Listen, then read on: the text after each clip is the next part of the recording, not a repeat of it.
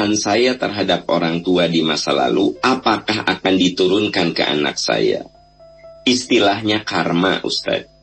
Saya sudah bertobat atas segala dosa-dosa saya terhadap orang tua, dan sekarang saya berusaha berbuat baik kepada orang tua. Tapi kenapa memberi nasihat ke anak sendiri susah sekali? Apakah itu ada kaitan dengan kelakuan saya dulu, Ustaz? Ya, begini. Islam itu tidak mengenal hukum karma. Ya. Walaisa lil insani illa ma sa'a. Tidak ada bagian bagi manusia kecuali apa yang diusahakannya. Ya. Jadi karma itu bukan konsep dari ajaran Islam. Kalau Anda dulu ya suka membangkang sama orang tua dan Anda sudah bertobat, sekarang Anda begitu baik sama orang tua, berarti kan taubat Anda benar. Karena taubat yang benar itu adalah kita meninggalkan dengan sungguh-sungguh perbuatan dosa itu dan kita ganti dengan amal soleh. Illa man taba wa amana wa amila amalan soliha faulaika yubaddilullahu sayyiatihim hasanat wa kanallahu ghafurur rahim.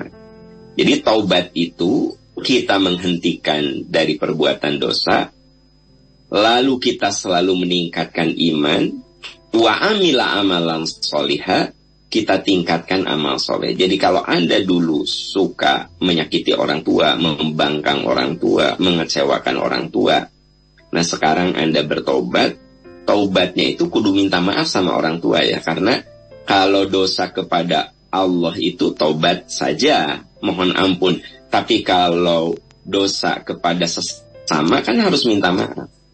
Anda minta maaf sama orang tua. Dan Anda benar-benar sekarang jadi orang yang berusaha soleh di depan orang tua. Nah, sekarang anak Anda itu membangkang. Persis seperti Anda dulu. Apakah itu karma? Bukan karma. Tapi boleh jadi kita diuji oleh anak. Ya. Innama amwalukum wa auladukum fitnah. Orang itu ada diuji dengan harta, berupa kekurangan harta. Seret harta itu fitnah, ujian. Atau oleh anak. Ya. Nah, anak itu, saudara-saudaraku tercinta, ujian yang paling berat. Tidak ada ujian yang paling berat kecuali ujian anak. Kenapa? Karena anak itu tidak putus dengan mati. Orang tua kita sudah wafat. Kalau kita selalu mendoakan, kan orang tua kita merasakan kesolehan kita. Bapak Ibu, sekarang pagi ini kita sedang melakukan amal soleh. Insya Allah, niat kita baik, menelaah ajaran-ajaran agama. Berarti apa? Ini amal soleh, ya. Anda dengerin tausiah, saya menyampaikan tausiah, kita saling mengingatkan, kita saling mendoakan. Ini amal soleh. Tahukah? Sesungguhnya orang tua yang sudah wafat merasakan kesolehan ini. Artinya, hubungan orang tua dan anak tidak putus dengan mati. Tidak putus dengan mati. Karena itu, kalau anak tidak soleh, itu ujian terberat. Karena kalau kita tidak soleh, sekalipun orang tua kita sudah wafat, dia merasakan kesedihan itu. Tapi kalau kita jadi anak yang soleh, percayalah, orang tua kita di alam kubur merasakan ketenangan dan kebahagiaan. Makanya saya bilang, ujian terberat mah anak. Karena akan dirasakan sampai kita wafat. Solehnya kita rasakan, tidak solehnya kita rasakan. Di dalam tafsir Ibnu Katsir diungkapkan, ada orang yang di alam kuburnya sempit. Sempit sekali. Makanya doa kita kepada orang yang wafat apa? Allahumma gfir lahu warhamhu wa'afi wa'fu anhu wa akrim nuzulahu wa wasi' madkhalahu. Itu doa kita kepada orang yang sudah wafat kan. luaskan alam kuburnya. Kalau ada doa, ya Allah luaskan alam kubur, berarti ada orang yang di alam kuburnya sempit. Benar nggak? Logikanya kan gitu. Nah, ada orang yang di alam kuburnya sempit. Tapi dengan perjalanan waktu, alam kuburnya jadi lega, terang benderang. Sampai seolah-olah si orang itu, ruh orang itu berada di istana yang bermandikan cahaya. Lalu orang itu bertanya-tanya, kenapa saya jadi punya tempat yang begini bagus? Apa kata malaikat?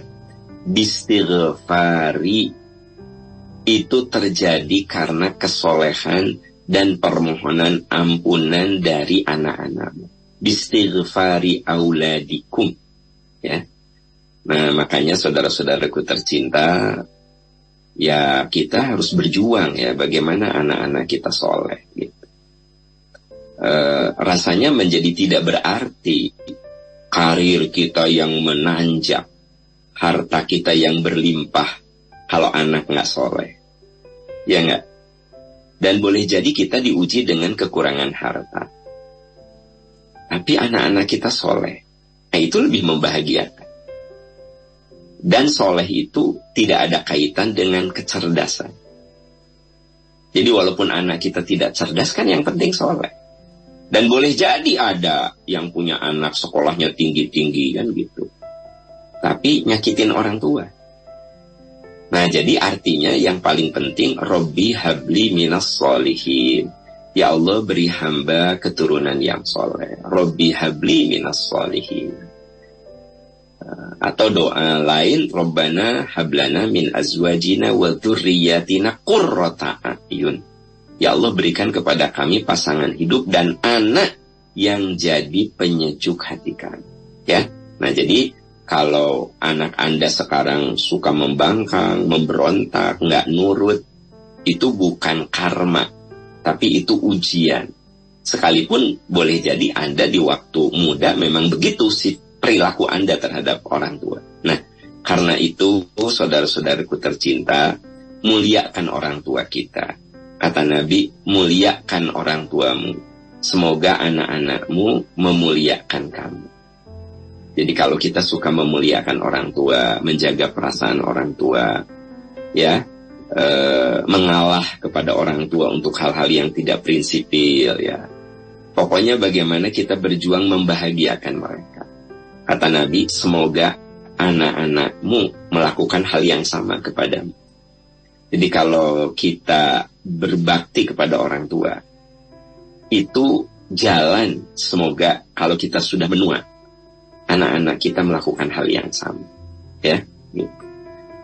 Amin ya rabbal alamin. Ya, kita beralih ke pertanyaan berikutnya. Assalamualaikum Ustadz. Waalaikumsalam warahmatullahi wabarakatuh. Saya pernah mendengar katanya orang yang keras hati susah mengeluarkan air mata.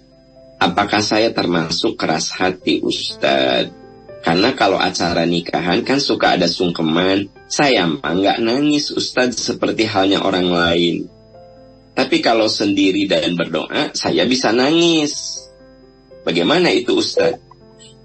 Ya itu mah tidak ada kaitan dengan keras hati ya.